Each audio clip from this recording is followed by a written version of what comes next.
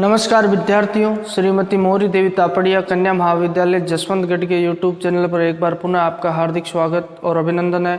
मैं प्रवक्ता चंद्र प्रकाश गुर्जर। आज की क्लास हमारी बीए द्वितीय वर्ष के छात्रों हेतु इतिहास विषय की होगी। इतिहास विषय के दौरान जो निरंतर हम मारवाड़ के शासक जसवंत सिंह के बारे में पढ़ रहे हैं। मारवाड़ के शासक जसवंत सिंह के बारे में हमने पिछली क्लास में पढ़ा था कि किस तरीके से गुजरात से दक्षिण भारत यहाँ जो शिवाजी का दमन करने के लिए इनको भेजा जाता है, लेकिन इनको सफलता नहीं मिल पाती है। और उसके पश्चात हमने देखा कि किस तरीके से जो इनको मुगल दरबार में पुनः बुला लिया जाता है 1665 ईस्वी में। 1665 ईस्वी में जो औरंगजेब के द्वारा जो जसवंत सिंह और उसके पुत्र मुअज्जम को जो दक्षिण भारत से पुनः कहाँ बुला लिया जाता है, जो शाही दरबार में बुला लिया जाता है। जैसा कि हम देखेंगे कि शाही दरबार में इनको बुला लिया और इनकी जगह किसको भेज दिया जाता है, महाराजा जय सिंह को भेज दिया जाता है। जो आमेर के शासक होते हैं, कच्छवाह शासक, उनको भेज दिया जाता है। अब जो बात की जाए जसवंत सिंह को पुनः जो औरंगजेब के द्वारा बुला लिया जाता है। और अब तक औरंगजेब कहाँ, दिल्ली से शासन संचालन कर रहा था। और उसी के पश्चात हम देखेंगे 1666 ईस्वी में जब शाहजहां की मृत्यु हो जाती है। शाहजहां की मृत्यु होने के पश्चात जो वहाँ दिल्ली से जो कहाँ आ जाता है, औरंगजेब आगरा आ जाता है। और यहीं पे साथ में जसवंत सिंह और उसका पुत्र पृथ्वी सिंह भी किसके साथ में आ जाते हैं, जो औरंगजेब के साथ में आ जाते हैं। हम देखेंगे जैसे ही जसवंत सिंह जो दक्षिण भारत से आता है, उसके पश्चात जो पृथ्वी सिंह है, पृथ्वी सिंह इसका पुत्र है। किसका? जसवंत सिंह का पुत्र है। इसके मनसब में बढ़ोतरी कर दी जाती है। किसके द्वारा? औरंगजेब के द्वारा। औरंगजेब के द्वारा पृथ्वी सिंह के मनसब में बढ़ोतरी कर दी जाती है। और देखेंगे कि ये काफ़ी विश्वास पात्र भी रहता है जसवंत सिंह। अगर बात की जाए तो किसका? औरंगजेब का। इसकी बढ़ोतरी कर दी जाती है। जात और सवार में हम देखेंगे किसकी? जो पृथ्वी सिंह है। और उसके पश्चात 1666 ईस्वी में ये दोनों पिता पुत्र कहाँ रहते हैं? शाही दरबार में रहते हैं। और 1666 ईस्वी में जैसे ही ये दिल्ली से कहाँ औरंगजेब आता है, जो आगरा आता है, और वहीं पे ये इसके साथ चले आते हैं। आगरा में हम देखेंगे, आगरा में जो राम सिंह रह रहा है, राम सिंह कौन है? जय सिंह का पुत्र है। तो आगरा में अब दक्षिण भारत का प्रभार किसे सौंप दिया जाता है? जय सिंह को सौंप दिया जाता है। जय सिंह को ये जिम्मेदारी दी जाती है कि आपको क्या करना होगा, दक्षिण भारत में जो शिवाजी का दमन करने के लिए भेज दिया जाता है। और उसमें तुम देखोगे कि जय सिंह को सफलता भी प्राप्त होती है। जय सिंह के द्वारा 1665 ईस्वी में जो पुरंदर की संधि किसके साथ कर ली जाती है? जो मराठा शासक शिवाजी के साथ कर ली जाती है। जिस संधि के तहत जो मुगलों की अधीनता शिवाजी के द्वारा स्वीकार कर ली जाती है। और उसके पश्चात हम देखेंगे कि शिवाजी को मुगल दरबार में लाने के लिए भी लाने में भी सफल हो जाते हैं। कौन? महाराजा जय सिंह। तो ये इसकी बहुत बड़ी उपलब्धि रहती है। और इस उपलब्धि से जो सफलता से जो ईर्ष्या करने लगते हैं, कौन? जसवंत सिंह। क्योंकि जसवंत सिंह को जब नियुक्त किया गया तो जसवंत सिंह को तो सफलता प्राप्त हुई नहीं, और उसकी एवज में जो जय सिंह को, और वैसे भी हम देखेंगे जो राठौड़ों और कच्छावाओं में जो प्रतिस्पर्धा और ईर्ष्या चलती रहती है, जो मुगल दरबार में हम देखेंगे। तो ये जो जय सिंह की उपलब्धि होती है, जय सिंह के द्वारा क्या किया जाता है, जो शिवाजी को मुगलों की अधीनता स्वीकार करवा दी जाती है और मुगल दरबार में पेश होने के लिए भी राजी कर लिया जाता है। और शिवाजी के द्वारा जो अपने 35 दुर्ग है, उनमें से क्या कर दिया जाता है? 23 दुर्ग सरेंडर कर दिए जाते हैं, मुगलों को सौंप दिए जाते हैं। और मुगल अधीनता में शासन करना स्वीकार कर लिया जाता है। और जैसे तैसे तुम देखोगे जय सिंह के द्वारा जो इसको विश्वास दिलवाया जाता है, किसको? शिवाजी को। और जय सिंह विश्वास दिलाकर इनको क्या करता है, जो मुगल दरबार में लेकर आता है, शाही दरबार आगरा में। जब आगरा में आते हैं तो बादशाह से भेंट होनी होती है। उसी भेंट में जो कई चीज़ें, जो बात की जाए उपहार और भेंट, जो शिवाजी के द्वारा जब औरंगजेब को पेश की जाती है। अब इनमें जो मुख्य बात यहाँ बात करेंगे, जसवंत सिंह के परिप्रेक्ष्य में ऐसी कौन सी बात होती है जो शाही दरबार में रहते हुए जो महत्वपूर्ण घटना में उसका जिक्र होता है।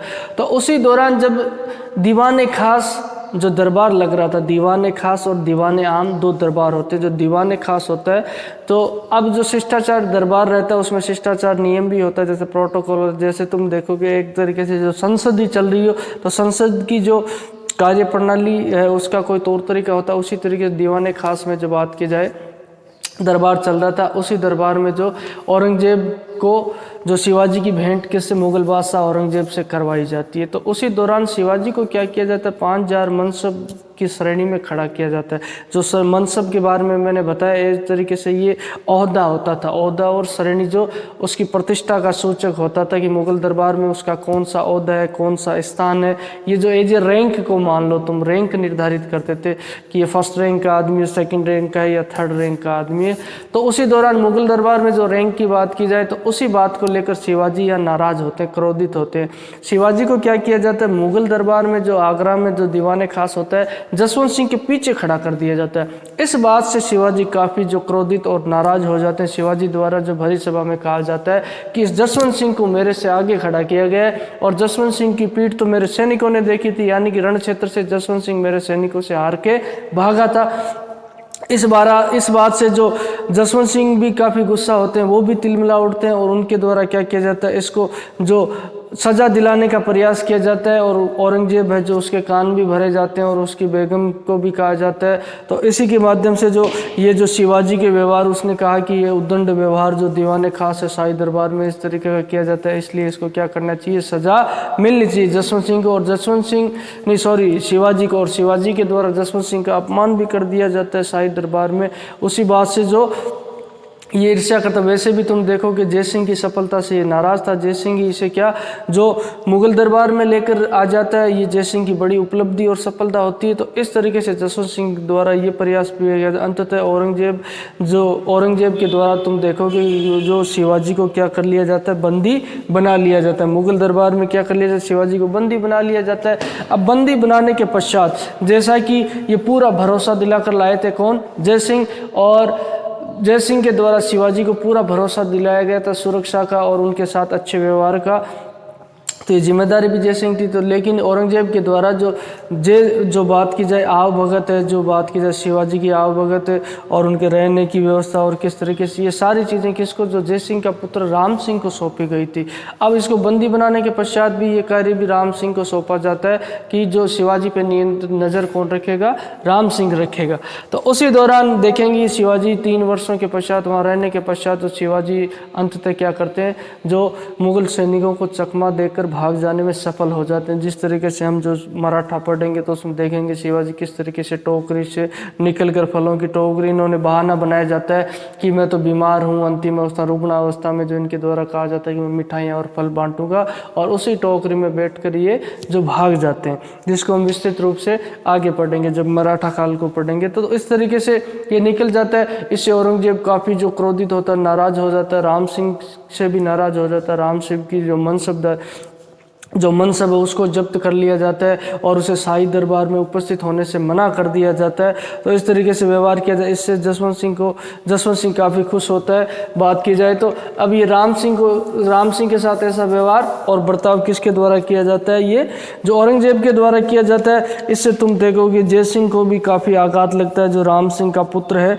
और इसी दौरान जो ये शिवाजी जो चकमा देकर निकल जाते हैं शाही दरबार में, और इनके बीच में जो जसवंत सिंह और शिवाजी के बीच में ये तकरार की स्थिति, संघर्ष की स्थिति हमें देखने को मिलती है। और उसके पश्चात एक लाहौर सैन्य अभियान है, जो ये इस लाहौर सैन्य अभियान में किसे भेजा जाता है, लाहौर। हालांकि सैन्य अभियान होता है लाहौर तक ये जाता है और लाहौर से ही पुनः लौट जाता है। मूलतः तुम देखोगे ये सैन्य अभियान है जो ईरान के शासक के प्रति भेजा जाता है।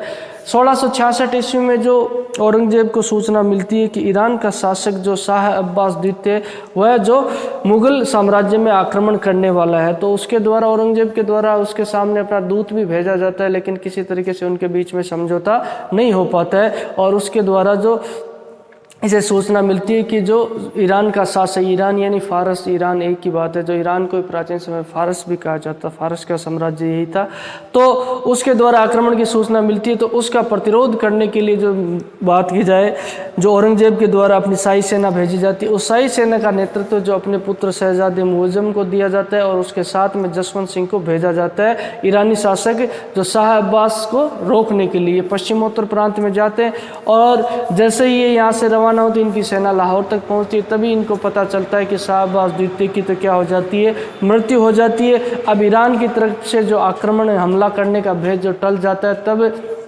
औरंगजेब के द्वारा सूचना पहुंचाई जाती है। इसको मुअज्जम और जसवंत सिंह को ये लाहौर तक पहुंचते, इन्हें पुनः लौटने की सूचना पहुंचा दी जाती है। और ये जो शाही सेना शहीद जो पुनः क्या करते हैं, जो लौट आते हैं और उसके पश्चात ये क्या करते हैं, जसवंत सिंह पुनः शाही दरबार में लौट आता है। अब इसके पश्चात हम देखेंगे जसवंत सिंह को दोबारा अगली क्लास में हम देखेंगे कि 1667 ईस्वी से लेकर 71 ईस्वी तक जो दोबारा क्या कर दिया जाता है, दक्षिण भारत की सूबेदारी सौंप दी जाती है। और उसमें उस कार्यकाल के बारे में हम जिक्र करेंगे अगली क्लास में।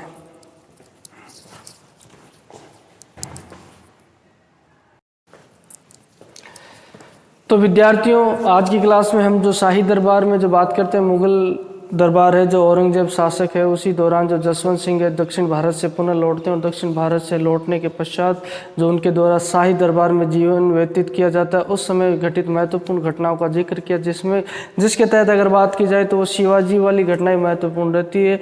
और उसके अलावा हमने देखा कि किस तरीके से लाहौर जो ईरान के शासक के द्वारा जब हमला करने की बात होती है तो उसी दौरान ये भय होता है। उसी दौरान जो सैन्य अभियान के लिए जो किसको भेजा जाता है, मुअज्जम और जसवंत सिंह को भेजा जाता है। जसवंत सिंह जो शाही दरबार में रहते हुए जो काफ़ी विश्वास पात्र बन जाते हैं किसके, औरंगजेब के। और इसी दौरान जो औरंगजेब के द्वारा उसके पुत्र पृथ्वी सिंह के मनसब में बढ़ोतरी भी कर दी जाती है, मनसब और वेतन में बढ़ोतरी कर दी जाती है। और उसी दौरान जैसा कि जय सिंह है जो दक्षिण भारत से जो शिवाजी को अपने साथ लेकर आते हैं और शिवाजी और जसवंत सिंह के मध्य जो दीवाने खास में जो तकरार देखने को मिलती है और उससे ये काफ़ी नाराज़ होते हैं। जसवंत सिंह का अपमान किसके द्वारा, शिवाजी के द्वारा कर दिया जाता है शाही दरबार में। और उसी दौरान शिवाजी को देखेंगे हम पुनः जो क्या कर दिया जाता है, बंदी बना लिया जाता है। जसवंत सिंह के द्वारा भी जो क्या किया जाता है, औरंगजेब को जो भड़काया जाता है, एक तो किसके प्रति, जो शिवाजी के प्रति और जय सिंह के प्रति। और इसी दौरान जो ये 1.25 वर्ष का समय इनके द्वारा जो शाही दरबार में ही व्यतीत किया जाता है। उसके पश्चात जो शाह अब्बास द्वितीय के आक्रमण की सूचना जब औरंगजेब को मिलती है तो उससे जो रोकने के लिए और सीमांत प्रदेशों की रक्षा, पश्चिमोत्तर प्रदेशों की रक्षा करने के लिए जो अपने पुत्र मुअज्जम और उसके साथ जसवंत सिंह को सेना की कमान देकर सौंपा जाता है। हालांकि शाह अब्बास द्वितीय की जो हमला करने से पूर्व ही मृत्यु हो जाती है, तब उसके हमले का भय टल जाता है, तो उसके पश्चात इन्हें पुनः वापस बुला लिया जाता है। अब पुनः वापस बुलाने के पश्चात हम देखेंगे इसकी नियुक्ति दोबारा से दक्षिण भारत में की जाएगी और दोबारा दक्षिण भारत में किस तरीके से इनके द्वारा जो शासन व्यवस्था को संभाला जाता है उसके बारे में हम पढ़ेंगे अगली क्लास में। तो बोलिए, यहाँ तक किसी तरह की समस्या हो, शंका हो तो आप निसंकोच पूछ सकते हो, और भी आपकी किसी तरह की राय और सुझाव हो तो आमंत्रित है। तो आज की क्लास के लिए बस इतना ही, और आगे की क्लास में हम शिवाजी के जो दक्षिण भारत में की गई पुनः नियुक्ति के बारे में पढ़ेंगे। तो सभी विद्यार्थियों का पुनः एक बार बहुत बहुत धन्यवाद।